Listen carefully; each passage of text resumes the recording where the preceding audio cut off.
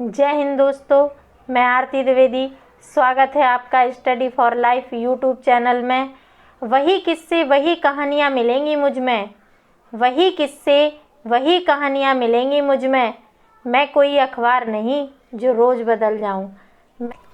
दोस्तों, कोरोना के भय से, कोरोना के कारण इतने दिन लॉकडाउन में रहने से बहुत लोग निराशा में आ गए हैं। तो पॉजिटिविटी बनाए रखें, निराश नहीं होना है। विद्यार्थियों के लिए दिनकर की 2 लाइन हैं। वह प्रदीप जो दिख रहा है झिलमिल दूर नहीं है, वह प्रदीप जो दिख रहा है झिलमिल दूर नहीं है। थक कर बैठ गए क्या भाई, मंजिल दूर नहीं है। थक कर बैठ गए क्या भाई, मंजिल दूर नहीं है।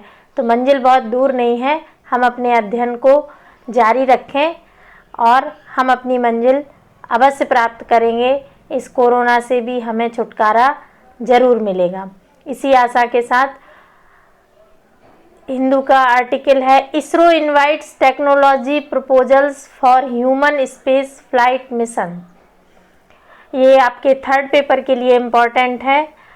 भारतीय अंतरिक्ष अनुसंधान संगठन इसरो के मानव अंतरिक्ष कार्यक्रम के निदेशालय ने अपने भविष्य के मानव संसाधन उड़ान मिशन के लिए स्वदेशी प्रौद्योगिकियों को विकसित करने के लिए प्रस्ताव आमंत्रित किए हैं। यह अवसर राष्ट्रीय अनुसंधान शैक्षणिक संस्थानों को अंतरिक्ष अन्वेषण के लिए प्रौद्योगिकियों के विकास की दिशा में उनकी विशेषज्ञता और क्षमताओं का दोहन करने में सक्षम करेगा। इस सप्ताह जारी किए गए अवसरों की घोषणा से राष्ट्रीय अनुसंधान और शैक्षणिक एजेंसियों के लिए कार्य के 17 संभावित क्षेत्रों का पता चला है। एचएसपी निदेशालय ने प्रस्तावों को 15 जुलाई तक मांगा है। प्रस्तावों की जांच के लिए एक चयन समिति बनाई जाएगी। एओ ने कहा है कि सस्ती स्थानीय तकनीकों को विकसित करने की आवश्यकता है जो शुरुआत में पृथ्वी की कक्षाओं में मानव अस्तित्व का समर्थन कर सके। अगला आर्टिकल है द कोविड-19 पैराडॉक्स इन साउथ एशिया। कोविड-19 का साउथ एशिया में जो असर हो रहा है और अन्य विश्व के अन्य देशों में जो असर है उसका तुलनात्मक अध्ययन इस लेख में किया गया है। देखते हैं यूएसए और भारत की तुलना करके देखते हैं कि यूएसए क्या है, सबसे पुराना लोकतंत्र है और भारत सबसे बड़ा लोकतंत्र है। संक्रमण की पहली रिपोर्ट 21 जनवरी को यूएसए में आई थी और भारत में पहला संक्रमण का केस 30 जनवरी को पता चला था।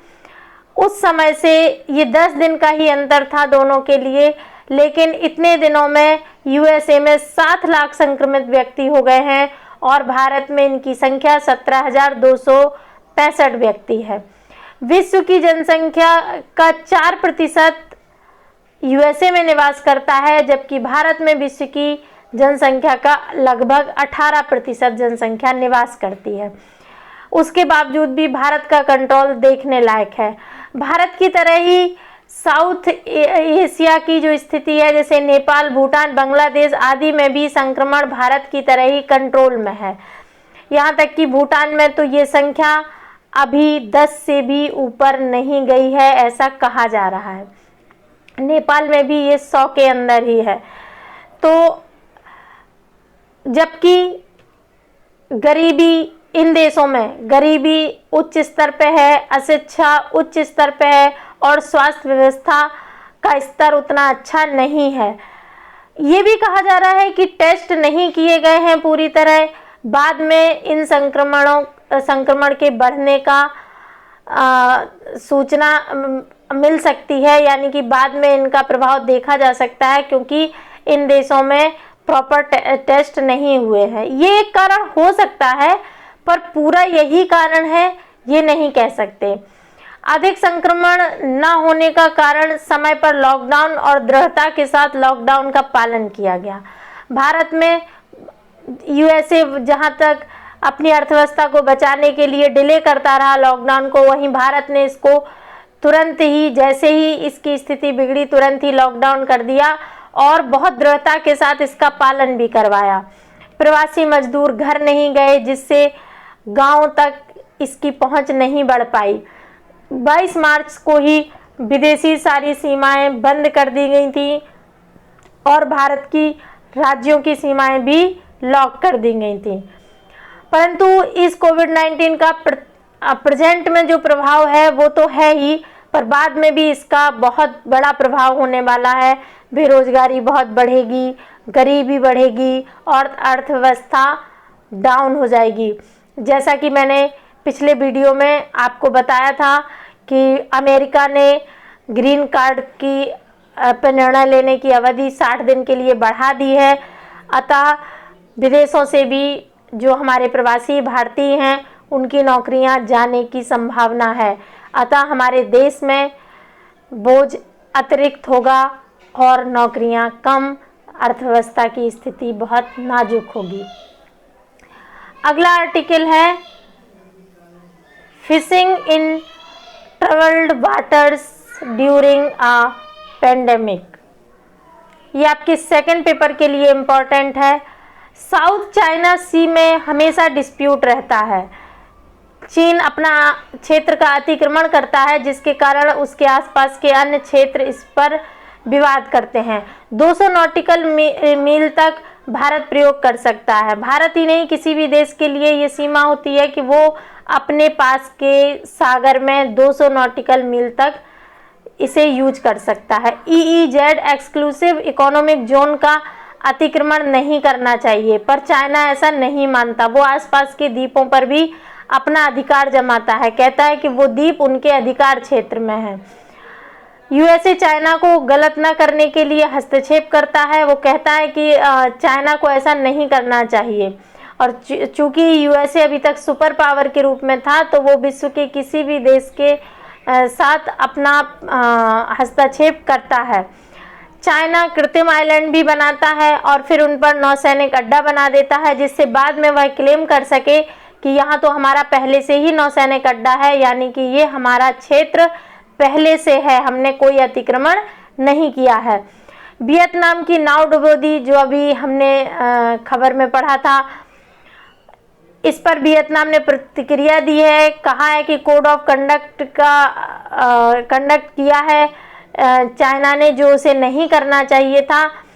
देखिए आगे क्या होता है। फिलहाल तो कोरोना में सभी बहुत अन्य चीज़ों में परेशान हैं, ऐसे में भी चीन अपना अतिक्रमण बढ़ाने से बाज नहीं आ रहा है। साकार हो रही है ग्राम स्वराज की परिकल्पना। आज 24 अप्रैल है दोस्तों, आज ग्राम पंचायत दिवस है। तो कोरोना की वैश्विक महामारी की इस चुनौती से पंचायत स्तर के प्रतिनिधि और आशा कार्यकर्ता पहली पंक्ति में कोरोना योद्धा के रूप में जूझ रहे हैं। स्वास्थ्य कर्मियों के साथ कंधा से कंधा मिलाकर अपने मोर्चे पर खड़े हैं। ऐसे में 14वें वित्त आयोग ने सिफारिश की थी कि 5 वर्षों के लिए गांव के विकास के अनुकूल राशि, जो 13वें वित्त आयोग में बहुत कम थी, इसे बढ़ा दिया जाए और गांव का विकास किया जाए। गांव के लोग स्थानीय विकास के लिए लीक से हटकर सोच रहे हैं। वर्षों से चली आ रही समस्याओं के समाधान के लिए प्रभावी योजनाएं तैयार कर रहे हैं। ग्राम सभाएं योजनाओं की प्रगति रिपोर्ट, लाभार्थियों की सूची और हर वर्ष किए जा रहे कार्यों की रिपोर्ट को प्रस्तुत कर रही है। ग्राम पंचायतों में गरीबी उन्मूलन, शिक्षा, स्वास्थ्य, स्वच्छता, खाद्य सुरक्षा, आवास, रोजगार, पेयजल आदि की व्यवस्था, जैसे सड़क निर्माण, बिजली, कचरा प्रबंधन जैसे काम भी असरदार तरीके से किए जा रहे हैं। इस समय की स्थिति देखते हुए तो ये और ज़रूरी हो गया है कि गाँव को विकसित किया जाए, अपने छोटे छोटे उद्योग लगाए जाएं, मध्यम उद्योग लगाए जाएं और गांव के लोगों को गांव में ही रोजगार देने की कयावत शुरू की जाए, ताकि ये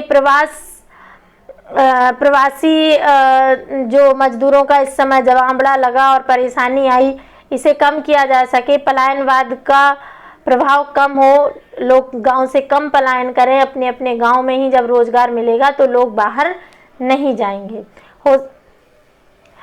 आधी आबादी की सुरक्षा का सवाल। लॉकडाउन के दौरान देश में घरेलू हिंसा के बढ़ते मामले बताते हैं कि महिलाएं सिर्फ घरों के बाहर ही नहीं बल्कि चौखट के भीतर भी सुरक्षित नहीं हैं। लॉकडाउन ने समाज के सभी वर्गों को समान रूप से प्रभावित किया है। कोरोना संक्रमण के खौफ ने लोगों को घर की चार दीवारी के भीतर कैद कर दिया। यह समय परिवार में मिठास घोलने और एक दूसरे में खुशी और उत्साह का संचार करने का है। हालांकि लॉकडाउन की अवधि के दौरान भारतीय घरों में महिलाओं पर हिंसा के मामले तेजी से बढ़ रहे हैं, जिससे यह साफ हो गया है कि वो सुरक्षित घरों में भी सुरक्षित नहीं है। जाहिर है, इस कठिन समय में भी आधी आबादी को सहयोग के स्थान पर पुरुषों के उपेक्षित व्यवहार का ही सामना करना पड़ रहा है। राष्ट्रीय महिला आयोग द्वारा हाल ही में दी गई जानकारी के मुताबिक देश में लॉकडाउन लागू होने के केवल एक हफ्ते के भीतर महिलाओं के खिलाफ हिंसा के 257 शिकायतें ऑनलाइन माध्यम द्वारा दर्ज कराई गई, जिसमें से 69 मामले घरेलू हिंसा से संबंधित हैं। सच तो यह है कि परिवार में तनाव और बिखराव उत्पन्न न हो, इस वजह से कई महिलाएं पति या घर के लोगों की जो अत्याचार होते हैं उन्हें चुपचाप सह लेती हैं। जब एक पुरुष किसी महिला के ऊपर हाथ उठाता है, उससे बुरा बर्ताव करता है, तो इससे घर के बच्चों पर भी मानसिक प्रभाव पड़ता है और इसका उसके शारीरिक और मानसिक विकास अवरुद्ध हो जाता है। समझना होगा कि महिलाओं के सहयोग के बिना परिवार, समाज या समुचित तरक्की का स्वप्न अधूरा रह जाएगा। लिहाजा जरूरी है कि यथासंभव सम्मान और आदर महिलाओं को दिया जाए। उन्हें नॉर्मल एक इंसान मानकर अपने गृहस्थी रूपी रथ के 2 पहियों में से उस एक जरूरी पहिया मानकर उनका आदर करें और उनका सहयोग भी करें। अगला आर्टिकल है कोरोना के बाद कामगारों की वापसी की चुनौती। लॉकडाउन खत्म होने के बाद भी हालात को सामान्य रहने में वक्त लगेगा। बेशक राज्य सरकारों और केंद्र सरकारों ने असंगठित क्षेत्र के कामगारों के हित में कई कदम उठाए हैं, लेकिन इन मजदूरों को आर्थिक केंद्रों पर वापस लाने के लिए पहले से बेहतर संसाधन और सुविधाएं मुहैया कराने की दिशा में सोचना होगा। इन लोगों को बेहतर जिंदगी देने के लिए ठोस उपाय करने होंगे, तभी इस कार्यबल की वापसी आर्थिक केंद्रों में सुनिश्चित हो सकेगी। अन्यथा भारत की आर्थिक केंद्रों को सस्ते मजदूरों की कमी का सामना करने के लिए तैयार रहना होगा।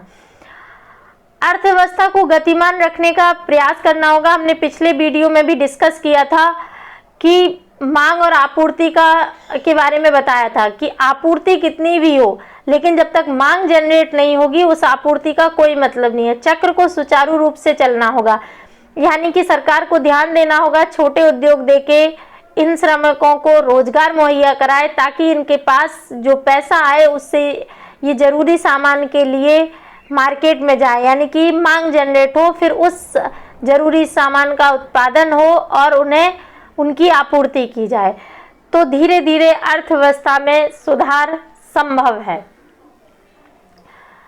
जनसत्ता का एक आर्टिकल है, वैश्विक त्रासदी में खड़ा भारत।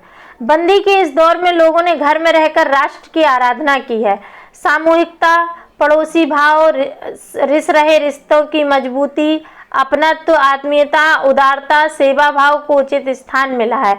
कोई भूखा नहीं रहेगा का भाव जगा है। सरकार के आग्रह और नागरिकों के कर्तव्य से संकट की इस घड़ी में नागरिक बोध का जागरण हो गया है। असली मूल कर्तव्यों का पालन इसी समय लोग स्वेच्छा से कर रहे हैं। ऐसे तो बताना भी पड़ता था, अब तो जिन्हें मूल कर्तव्य, संविधान के दिए हुए मूल कर्तव्य नहीं पता है, वो भी निभाने की कोशिश कर रहे हैं। अनजाने ही सही पर निभा रहे हैं। ऐसी वैश्विक त्रासदी में भारत एक दूसरे के साथ खड़ा है। भारत में इस बहुराष्ट्रीय त्रासदी में न केवल विजय प्राप्त करेगा बल्कि आने वाले समय में विश्व का नेतृत्व भी करेगा। विश्व के कोने कोने से यह स्वर सुनाई दे रहा है कि भारत अब विश्व का नेतृत्वकर्ता के रूप में उभर रहा है। सर्वे भारत के प्रधानमंत्री नरेंद्र मोदी को लगातार सबसे आगे रख रहे हैं। आज पूरा विश्व मान रहा है कि कोरोना की लड़ाई में दुनिया में सबसे आगे भारत ही है और यहाँ के नियम सबसे अधिक प्रभावी हो रहे हैं। तो आशा है कि भविष्य में हमारा भारत फिर से विश्व गुरु बन के उभरे। ईश्वर करे ऐसा ही हो। एक और आर्टिकल है, सरकारों में आरक्षण चुनौतियों से निपटने की इच्छा शक्ति नहीं।